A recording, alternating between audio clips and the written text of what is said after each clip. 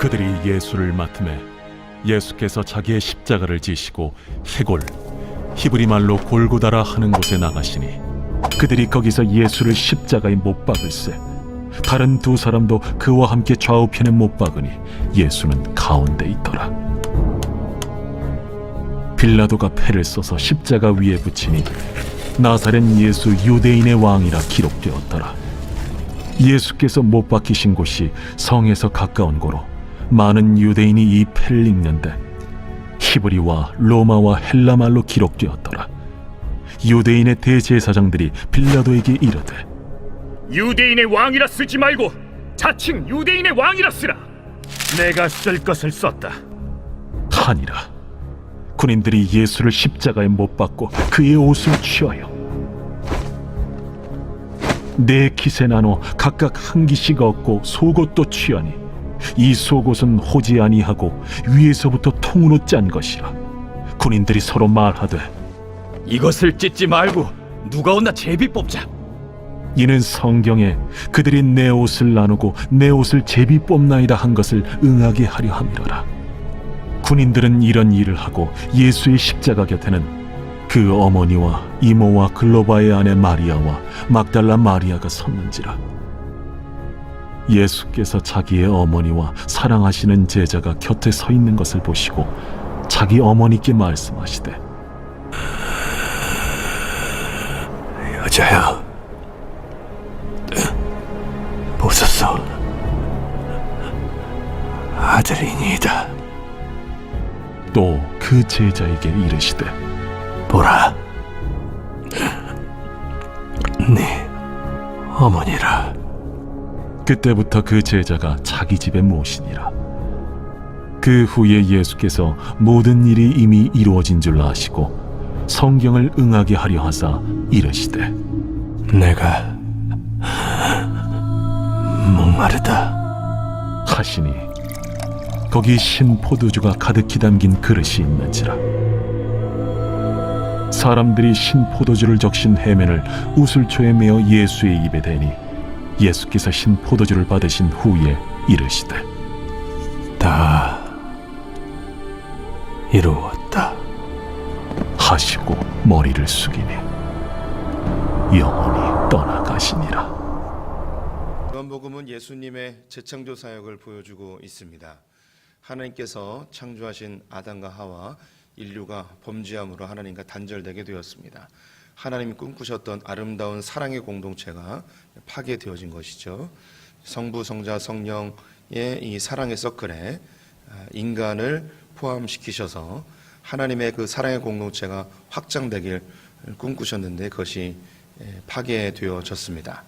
그래서 하나님이 육신을 입고 이 땅에 오셔서 죄인들을 위하여 십자가에 대속하심으로 그 죄가 정결케 되어 하나님이 꿈꾸셨던 그 아담의 원형의 모습으로 회복이 되어집니다. 이것은 이제 재창조의 사역으로 보여주시는데요. 예수님은 위로부터 오신 아담입니다. 이 생명을 소유한 자들은 땅으로부터 얻은 생명은 죽을지라도 하늘로부터 얻은 생명으로 영생을 얻게 되어지는 것이죠. 하늘로부터 오신 그 예수 그리스도는 우리에게 생명을 주기 위해 죽음을 자기가 짊어지십니다. 그것이 십자가의 사역이죠. 그래서 십자가의 죽으심으로 우리의 죽음과 죄의 문제를 해결하시고 예수의 생명, 새로운 생명을 우리에게 허락해 주십니다. 오늘은 그 재창조 사역의 마무리, 완성의 장면입니다. 다 이루었다라는 것으로 창조의 사역이 마무리되어지는 것이죠. 오늘은 그 예수님이 빌라도에 의하여 십자가 사형이 선고되고 군병들에 의하여서 골고다까지 끌려 올라가게 되어지십니다. 17절에 보면 해골이라 하는 곳으로 올라갔다고 이야기하는데요. 가로 열고 히브리 말로 골고다라고 되어 있습니다. 이렇게 설명이 들어간 것은 이 요한복음이 쓰여진 대상자들이 헬라 사람들이었기 때문입니다. 히브리 말을 모르고 이제 헬라 말만 알고 있었기 때문에 해골이라 불려지는 이 골고다라고 다른 공관복음에서는 골고다라는 말을 썼는데 요한은 해골이라는 말을 쓰고 원래 이름은 골고다다라고 이렇게 기록을 해 놓았습니다. 왜 이 해골이라 불려졌는지는 성경에 정확히 나와 있지 않습니다. 두 가지의 의견이 있는데요. 첫 번째는 로마가 사람들을 죽일 때 십자가 형틀에 매달려 죽였는데 그 죽은 자들의 시체 그것을 모아놓은 장소가 해골들이 많이 쌓여 있어서 그래서 해골이라 이렇게 불렸다고 주장하는 사람들이 있고요. 또 우리 성도님들이 익히 아시는 것처럼 예루살렘 성전을 짓기 위하여 돌을 떠냈는데 그 산에서 화강암 지역에서 돌을 떠내다 보니까 구멍이 숭숭 납니다. 그러면 이것이 노을이시면 그 구멍난 형상이 해골의 형상을 갖고 있어서 골고다다라고 이렇게 불려졌다고 이야기 되어집니다. 두 의견 중에 정확한 건 알 수 없지만 이것은 죽음의 장소이고 그 장소 자체가 주는 메시지가 예수 그리스도의 처참한 죽음을 보여주는 그 골고다라는 그 이름 자체에서 예수 그리스도의 처참한 죽음을 그대로 나타나는 그런 이미지가 이미 되어져 버렸습니다. 빌라도는 십자가에 달려 죽는 예수 그리스도에 대해서 유대인의 왕이라고 기록을 하였는데요. 이것을 히브리 말로도 쓰고 로마 말로도 쓰고 헬라 말로도 써서 6월절에 디아스포라 유대인, 지중해 연안에 있는 많은 유대인들이 왔을 때에 히브리 말로만 읽을 수 있는 것이 아니고 로마의 말로, 헬라 말로 누구나 읽을 수 있게끔 기록을 해 놓았습니다. 이 유대인의 왕이라는 이 명패가 붙어 있는 것이 왜 중요한가? 한 나라의 대표자는 왕입니다. 지금은 대통령이죠. 우리나라를 대표하는 사람은 대통령이죠. 고대 사회에서 한 국가, 한 민족을 대표하는 사람은 그 나라의 왕입니다. 이 왕이 죽었다는 것은 그 나라의 대표성이 상실되어지는 것이고 모든 백성들을 대표하여서 죽었다는 메시지를 담고 있습니다. 유대인의 왕, 이 왕이 죽었다는 것, 유대인을 대표하여서 죽었다는 메시지를 담고 있습니다. 그러면 단순히 이 유대인들, 우리와 아무 상관없는 그 유대인들의 왕으로 죽었는가? 결코 그렇지 않습니다. 성경에서 유대인이라 하면 하나님의 선택받은 백성, 하나님이 택한 족속을 유대인이라고 불려지게 되죠. 출애굽기 20장에 나와 있는 것, 19장에 나와 있는 것처럼 너희는 거룩한 나라, 택한 백성, 하나님의 소유된 백성이라는 이 말이 바로 유대인이 담고 있는 깊은 의미입니다. 예수 그리스도의 죽은 이후에 이 유대인의 왕이 이게 바뀌어져 버립니다. 그 유대인이 택한 백성, 거룩한 나라, 소유된 백성이었다면 이 구절이 베드로전서 2장 19절에서 그대로 바뀌어지죠. 너희는 왕같은 제사장이요 거룩한 나라요 택한 족속이다라고 바뀌어집니다. 여기서의 너희는 유대인에서 무엇으로 바뀌어져 버리냐면 교회로 바뀌어져 버립니다. 그래서 이 유대인의 왕이다라고 불려지는 이 유대인은 단순한 유대 민족이 아니고 하나님의 택한 백성, 소유된 자녀들, 하나님의 거룩한 나라를 의미하는 유대인입니다. 그래서 이 유대인의 왕이 죽었다는 것은 하나님이 택한 백성, 하나님이 창세 전부터 선택한 주님의 예정하신 자녀들을 위하여서 죽으시는 왕, 이분이 죽으심으로 하나님이 창세 전부터 택하였던 그 모든 자들이 이 죽음에 같이 동참하게 되어지는 것입니다. 이 메시지는 요한 이 창세기 3장으로 고스란히 옮겨지게 되어집니다. 창세기 3장에서 아담이 범죄함으로 모든 인류가 같은 범죄에 동참하게 되어집니다. 그 아담의 씨 안에 모든 인류가 그 안에 담겨 있기 때문에 이 아담이 모든 인류의 대표가 되어져서 범죄하게 되어진 것이죠. 그런데 오늘 이 십자가에서 유대인의 왕이다라고 불려지는 것은 하나님이 택한 모든 백성들, 하나님의 예정하신 모든 자들의 대표, 두 번째 아담으로 그분이 십자가에 달려 죽으심으로 우리 모두의 죄가 이 안에 담겨져서 이 죄의 문제가 해결되었음을 보여줍니다. 그래서 오늘 이 요한복음 19장에 있는 예수 그리스도의 십자가의 모습은 그 창세기 3장의 모습을 그대로 연상시키는데요. 그 중요한 단초가 무엇이냐면 바로 예수님이 발가벗겨지는 것입니다. 예수님이 겉옷이 벗겨져서 군인들에 의하여서 4개로 나누어집니다. 그리고 속옷이 벗겨져서 이것은 나누지 아니하고 한 사람이 가져가게 되는데요. 겉옷은 4개의 그 옷감이 연결되어 있습니다. 그래서 가운데 구멍이 있어서 이렇게 뒤집어 쓰는 거죠. 군에 갔다 오신 분들은 이제 판초위를 생각하시면 되겠습니다. 그래서 구멍이 나서 머리에 쓰고 그리고 허리띠로 묶어서 옷을 입게 되죠. 이게 겉옷입니다.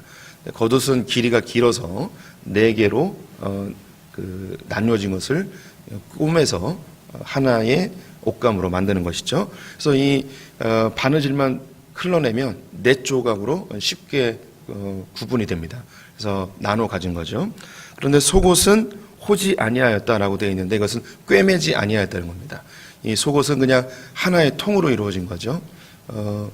이 속옷은 우리 성도님들이 씨름할 때 삿바 정도를 생각하시면 되겠습니다. 지금도 저는 이제 인도에 있을 때에 이 속옷을 봤습니다. 이 속옷만 입고 다니는 사람들이 많이 있습니다. 평생 속옷 하나로 사는 사람들도 많이 봤습니다. 그냥 기저귀처럼 생겨서 그 허리춤에 묶어서 속옷으로 입는 것이죠. 그런데 이 당시에 속옷을 입은 사람들도 흔하지 않습니다. 그런데 여기에 속옷을 굳이 기록한 중요한 이유는 2가지의 이유 때문입니다. 첫 번째는 이 당시 속옷을 입는 반드시 속옷을 입어야 되는 사람이 있었는데 그 사람이 누구냐면 제사장들입니다. 이것은 레위기에 나와 있기를 하체가 드러나면 되지 않습니다. 번제단은 이 땅에서 한 1.5m 정도 높이 있어서 번제단 위로 올라가게 되면 하체가 보여질 수 있습니다. 그래서 반드시 속옷을 입게 되어 있었는데요. 예수님이 속옷을 입고 있었던 것, 당시 서민들이 보편적으로 입지 않았던 속옷을 입었다는 것을 굳이 기록한 것은 예수님의 대제사장적 사역, 이 구속의 사역을 보여주는 그런 메시지가 담겨져 있고요. 또 한 가지는 예수님이 속옷마저 벗겨졌다는 것은 완전히 벌거벗겨졌다는 의미를 담고 있습니다. 제가 이 장면은 창세기 3장의 모습과 바로 연결이 된다고 하였죠. 바로 이 벌거벗겨진 모습입니다. 아담은 범죄하고 모든 인류의 죄가 모든 인류가 그 안에 죄로 동참하였죠. 그래서 아담의 후손들은 똑같은 반응을 보이게 됩니다. 자기의 죄가 드러나면 벌거벗겨진 부끄러움을 느끼고 자기를 감추려 합니다. 아담이 무화과 잎으로 자기를 감추려 하였고 하나님 앞에서 숨었던 것처럼 인류는 이 죄가 드러나였을 때 같은 반응을 보이게 됩니다. 숨으려 하고 감추려 하죠. 근데 예수님은 발가벗겨진 상태로 십자가에 달리십니다. 첫 번째 아담은 죄에 대해서 감추고 숨기려 했지만 예수님은 그 죄에 대해서 당당히 벌거벗겨진 상태로 서게 되어지시죠. 아담이 지었던 범죄의 모습을 마치 테이프를 되감기 하듯이 벌거벗겨져서 감추어서 세상에 나왔는데 예수님은 이 세상에서 다 옷 입고 오셔서 발가벗겨진 상태로 그 에덴 동산 하나님의 품 앞에 온전히 다 발가벗겨진 상태로 서게 되시는 것. 다시 설명해 드리면 아담은 하나님께 범죄하고 벌거벗겨져서 숨어 세상 밖으로 도망가게 됩니다. 그런데 예수님은 이 세상에서 옷 입고 들어오셔서 옷이 벌거벗겨진 상태로 하나님 앞에 완전히 나체의 모습으로 서게 되시죠. 똑같은 모습입니다. 아담은 형벌을 피하여 도망가였지만 예수님은 발가벗겨진 상태로 하나님 앞에서 인류를 대신하여 형벌의 모습으로 서게 되어지시죠. 예수님이 벌거벗겨진 상태로 십자가에 달렸을 때에 그 밑에 4명의 여인이 모여 있는 것을 성경에 기록하고 있습니다. 이름을 아주 구체적으로 쓰고 있죠. 요한복음에 나타나는 아주 독특한 형태인데요. 그것은 요한이 예수님과 가장 가까운 곳에서 예수님이 하시는 이야기, 예수님의 행적들을 보았기 때문입니다. 십자가 밑에 마지막까지 같이 있었던 제자가 바로 요한이었습니다. 그래서 자기와 함께 눈물 짓던 그 여인들이 누군지 잘 알고 있었던 것이죠. 마리아와 마리아의 이모, 그리고 글로바의 아내 마리아, 막달라 마리아가 자기와 함께 예수님의 마지막 죽어가는 모습을 보고 있었습니다. 그때 예수님께서 갑자기 어머니에 대하여 하시는 이야기가 여자여 보소서 아들이니이다 라고 이야기합니다. 여자여 라는 말이 나오죠. 제가 이 예수님의 발가벗겨진 상태, 이 상태를 창세기 3장의 모습과 연관을 시켰습니다. 창세기 3장에 벌거벗겨져 에덴 동산에서 쫓겨난 그 아담이 그 여자에게 이야기를 하기를 그 여자의 이름을 하와라 하였더라 라고 되어 있습니다. 그래서 거기서 그 하와를 여자로 표현하고 있죠. 그래서 하와라는 이름을 지어줬는데 다시 그 에덴 동산으로 발거벗겨진 모습으로 두 번째 아담이 들어올 때는 하와라는 이름을 버려버리고 여자라는 이름으로 다시 들어오게 됩니다.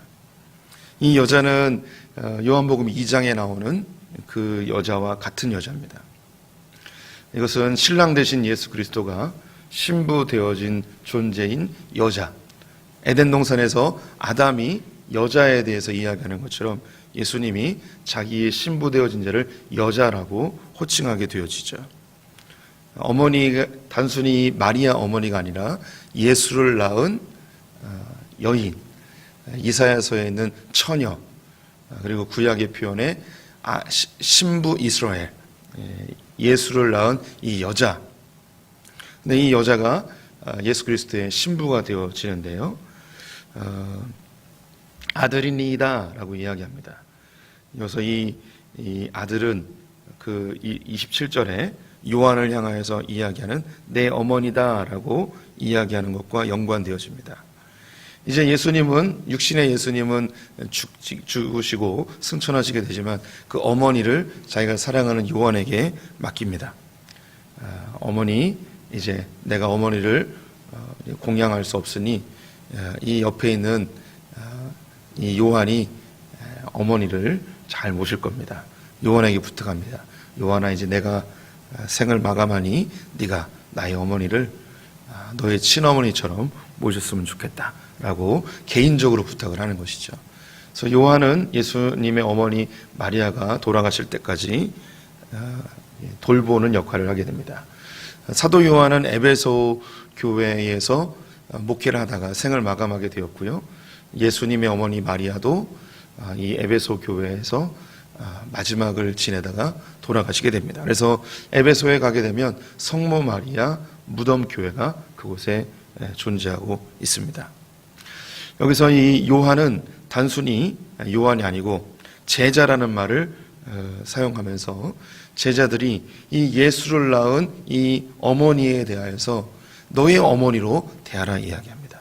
그럼 이 여자는 누구인가? 바로 교회입니다. 교회가 예수 그리스도의 신부 되어지고 우리 제자된 우리들에게는 이 교회가 어머니가 되는 것이죠. 그래서 칼빈이 그런 말을 했습니다. 하나님을 아버지로 모시는 자는 교회를 어머니로 모셔야 한다. 그래서 이 교회가 예수 그리스도의 신부이고 이 예수 그리스도와 신부된 교회 사이에서 태어난 우리들, 여인의 또 다른 자녀들, 예수의 흔적을 가지고 있고 하나님께 인침을 받은 우리들은 교회를 어머니로 섬겨야 하는 것이죠. 우리가 교회임과 동시에 우리는 몸된 교회를 사랑해야 되는 자녀입니다. 이게 신비함이죠. 그리고 예수님은 목마르다 이야기하시고 다 이루었다 하시며 이제 생을 마감하십니다. 이 다 이루었다는 것은 완성하였다, 일을 마쳤다, 다 지불하였다, 이런 의미를 담고 있습니다. 예수님의 이 땅에 보내심을 받은 그 창조 사역이, 재창조의 사역이 마무리가 되어지고 신부를 위한 지참금을 지불하는, 빼앗겨 버렸던 그 신부를 되찾아오는 값을 다 지불하는 완성의 의미가 여기에 담겨져 있죠. 우리 성도님들은 예수 그리스도가 낳은, 교회와 예수 그리스도가 낳은 자녀들입니다. 우리 성도님들은 이 교회를 어머니처럼 섬기시기를 권면을 드립니다. 교회를 부정하거나 교회 밖에서 구원이 있는 것처럼 생각하는 교회를 무시하는 그런 분들도 있습니다. 무교회주의자라고 불려지는 자신들이 뭔가 좀 더 많은 것을 깨달은 교회의 부패함과 교회의 부조리함들을 비난하면서 교회 없이도 신앙생활을 할 수 있을 것이라고 호언장담하는 자들이 있지만, 하나님은 우리에게 교회를 우리 어머니처럼 잘 돌보고 세워가기를 요구하고 있습니다. 성도님들, 교회를 위해서 기도해 주시고 주님의 제자라면 교회에 대한 자연스러운 사랑의 마음이 들게 되어 있습니다. 이 땅에 있는 교회 가운데 완벽한 교회는 존재하진 않습니다. 하지만 그 완벽하지 않은 어머니를 비난하는 자녀를 그 누구도 칭찬하진 않습니다. 교회를 위해서 기도해 주십시오. 또 교회를 세워가는데 성도님들이 땀 흘리고 수고하는 것 하나님이 기뻐하시고 상 주실 줄 믿습니다. 기도하겠습니다. 우리에게 새 생명 주신 주님, 하늘의 생명으로 우리를 새롭게 창조해 주신 주님 감사합니다. 이전 것은 지났고 새로운 피조물이 되었음을 고백합니다. 이제 우리의 새로운 어머니 교회가 우리에게 주어짐을 감사합니다. 예수를 낳았고 또 다른 예수의 자녀들을 낳은 주님 감사합니다. 우리가 교회를 잘 세워가며 또 교회를 건강하게 만들어가는 수고를 아끼지 않게 하여 주시옵소서. 교회를 사랑하고 교회를 위해 헌신하고 교회와 함께 믿음이 성장하는 소풍의 성도들 되게 하여 주시옵소서. 오늘 하루를 주님께 부탁드리며 예수님의 이름으로 기도드렸습니다. 아멘.